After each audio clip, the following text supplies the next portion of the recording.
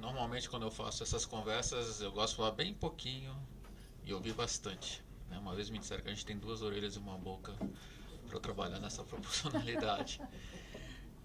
Bom, então, o Instituto Vladimir Herzog, criado em 2009, inicialmente para organizar a história da memória do meu pai, daquela geração, mas hoje o principal área de trabalho é educação em direitos humanos. A gente fez um piloto com a prefeitura, que acabou no final do ano passado, 20 escolas, 700 educadores, 15 mil crianças, e assinamos esse mês um novo convênio para 100% da rede municipal. Está trabalhando 1 milhão de crianças numa coisa. O nome do projeto é maravilhoso, é Respeitar é Preciso. Quando a gente fala de direitos, deveres, tudo parte pela questão do direito, do respeito, né? Uh, uma das questões que eu vi muito falar de democracia, democracia, democracia, e pediram para falar de comunicação.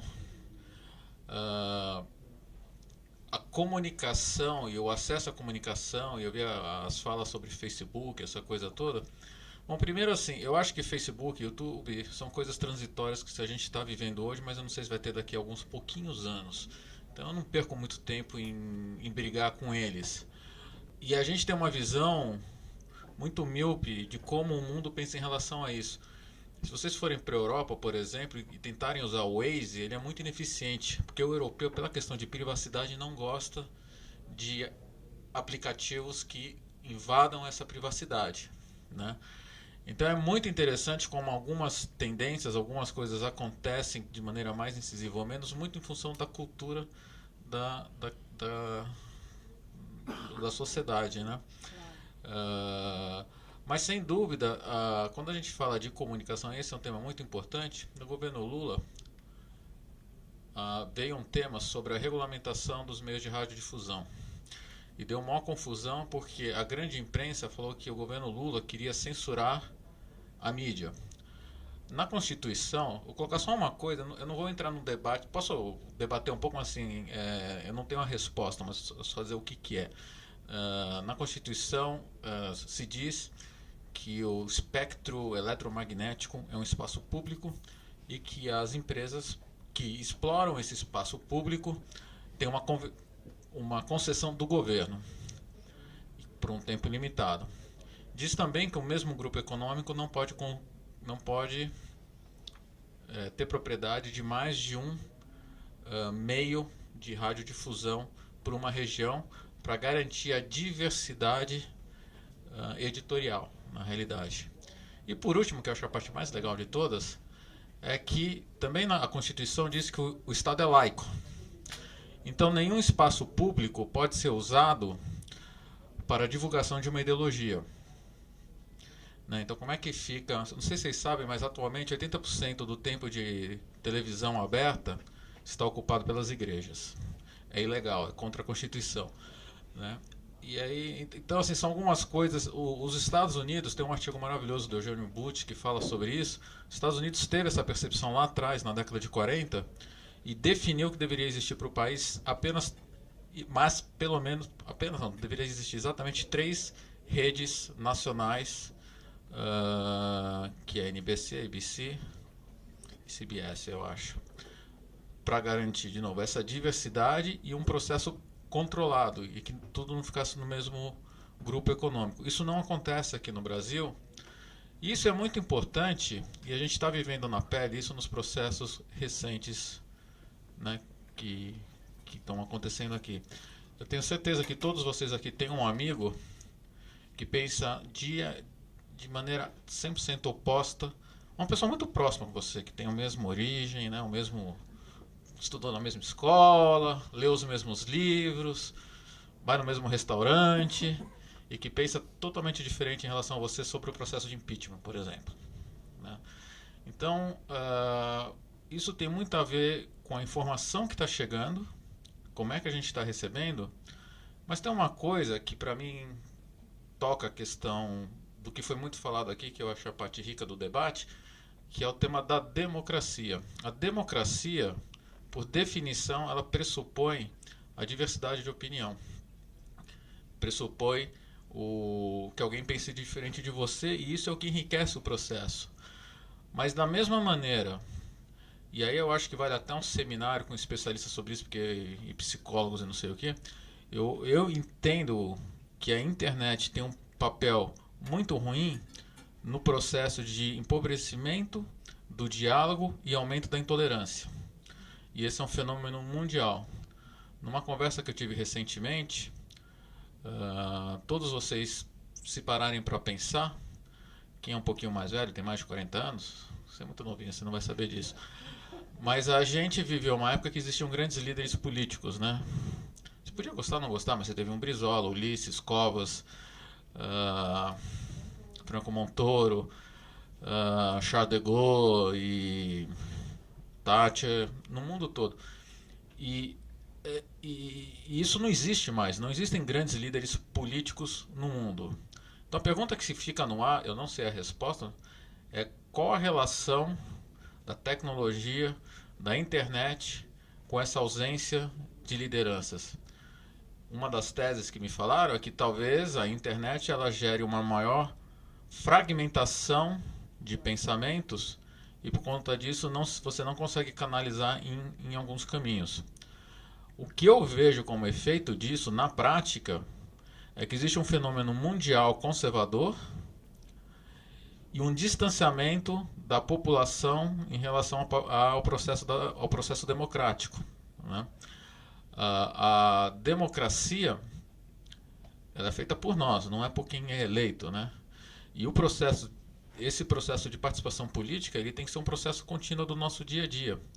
E por conta dessa intolerância, por conta dessa dificuldade que a gente tem de encontrar lideranças, dessa dificuldade que a gente tem de encontrar, por exemplo, eu vou dar um exemplo maravilhoso hoje, eu vi uma manchete aqui que a Marta Suplicy diz que nunca foi uma pessoa de esquerda. Mas ela fez a vida política dela no PT. Né? Então, é complicado isso daí, né? Eu, quando tinha a idade dele, eu fazia boca de urna. Né? Algumas pessoas que tinham feito boca de urna podia fazer, a gente né, punha o nosso na reta por um candidato. Né? A gente tinha esse nível de comprometimento, esse nível de confiança naquela liderança. Inclusive, daí tem a ver com, um pouco com a característica do ser humano. A gente quer seguir um líder, a gente pertence a uma manada e a gente quer seguir líderes. E a gente não tem mais isso. Né? A gente vai seguir quem? Né? Não sei, eu até vai sair amanhã, acho que na Folha de São Paulo, minha declaração de voto para vereador. Eu vou votar no Pedro Marcon, que é um jovem mais jovem que você, eu acho, ou da sua idade, do movimento hacker, como é que chama? Lab Hacker, porque a única coisa que eu sei é que o modelo político que existe não está funcionando, está falido, e a gente tem que trazer gente nova, com mentes novas, sem os vícios que a gente tem, sem os dogmas que a gente tem, para começar a formular um novo modelo de participação democrática que, sem dúvida nenhuma, vai passar por tudo isso que vocês viram aí da questão das tecnologias. E antes de passar para ele, só para jogar mais um assunto para depois para o debate, que é a questão do direito. E aí tem dois aspectos que eu acho. Que um é que a gente vive num estado de direito, ou seja, a gente vive uma sociedade, em tese, organizada, que tem um conjunto de leis, leis nacionais e leis internacionais, e o nosso direito está balizado por essas regras, por essas leis, que dentro de um processo democrático não são perenes. Cabe à sociedade a todo momento refletir sobre essas leis e propor alterações dessas leis através do processo legal. Eu vou até contar uma experiência familiar bastante íntima para ilustrar um pouco disso. Quando meu pai morreu em 75, minha mãe então com 34 anos, eu gosto de colocar a idade dela para colocar em perspectiva. Hoje eu estou com 50, ela tinha 34, é uma loucura isso. Sozinha, com 2 filhos, via o Estado e via as leis que existiam à época, processou o Estado, dentro do ambiente da ditadura. Ela perdeu metade dos amigos, que xingaram ela de legalista. Né? O caso Herzog tem uma importância grande na sociedade. E boa parte é resultado de uma série de fatores, mas uma parte muito importante é isso, da gente de ter minha mãe doida aí que pegou e seguiu esse caminho, as últimas consequências, se arriscando a gente foi com ameaças, essa coisa toda, mas acreditando no Estado de Direito e lutando a vida toda pela redemocratização, pela mudança das leis, pela garantia dos direitos, por tudo isso daí, né? E hoje, por exemplo, no caso do meu pai, se esgotaram os instrumentos legais desse país e a gente está indo para uma corte internacional em busca de justiça. A gente está, inclusive, na última fase desse processo. Isso tem muito a ver com direitos. Então, quando você coloca que você tem o direito de proibir o carro, se tiver uma lei que regulamenta isso, tem esse direito, né? Mas o que eu acho que é mais importante, que eu acho que é muito interessante, é que, por mais que seja de direito, isso não quer dizer que não seja uma coisa polêmica, né?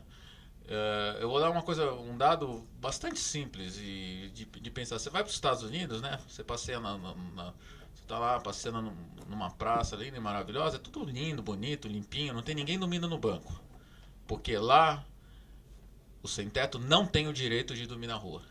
Ele é expulso, ele é preso. E aqui, se você andar na Praça da Sé, não sei quem tem andado ultimamente, eu andei recentemente, com essa crise econômica, a coisa está terrível.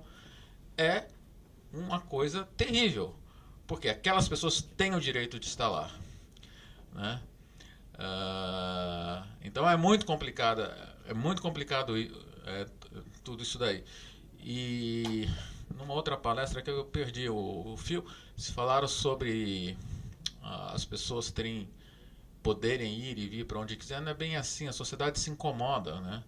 Quantas pessoas não ficaram incomodadas quando houve a ascensão da classe C e D, de estarem usando os aeroportos, os aviões, os rolezinhos nos shopping centers, né? Essa coisa toda. E só para completar agora mesmo, 30 segundos mais, ontem eu participei de uma reunião, eu faço parte de um grupo de trabalho que está debatendo a questão da letalidade das polícias. Eu estou junto com a OAB, Ouvidoria das Polícias, Human Rights Watch, Anistia Internacional, um monte de gente. E a gente teve uma audiência com o secretário de Segurança. Olha, eu estou com 50 anos, já fiz muita coisa na minha vida, e sou uma pessoa assim muito realizadora, modéstia à parte. Eu nunca me senti tão pequeno, porque eu vi nos olhos do secretário que o Estado não reconhece que tem nada de errado com a nossa polícia. E ele disse isso textualmente, né? Disse isso textualmente. E alguém falou aqui sobre as manifestações.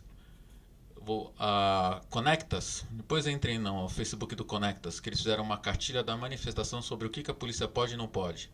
Então, por exemplo, a polícia de choque é uma polícia repressiva. Ela não pode ser usada para uma atividade ostensiva. Então, você pode chegar num lugar e a tropa de choque já está presente. Isso é contra a lei. Uma manifestação não tem que dizer o roteiro que ela vai seguir. A lei não prevê isso. Ela prevê que tem que dizer onde vai acontecer, mas não o roteiro que ela vai seguir. É proibido revistar as pessoas pela suspeita de. E muito mais, prender uma pessoa que ainda não tenha cometido um crime. Então, aqueles jovens que foram presos porque tinham uma barra na mochila, foi uma ação ilegal da polícia, né? Então, assim, é complicado tudo isso, porque a gente está vendo o Estado, que tem uma questão de direito, violando uma série de coisas que está na lei, direitos nossos de liberdade, e o pior de tudo é que, se você for ver, a grande maioria da população está apoiando isso em função de comunicação. E direitos humanos, por exemplo, a gente trabalha direitos humanos, aí vem um da Atena, em 30 segundos... é muito mais eficaz do que anos do nosso trabalho, tá bom? Passar aqui, depois a gente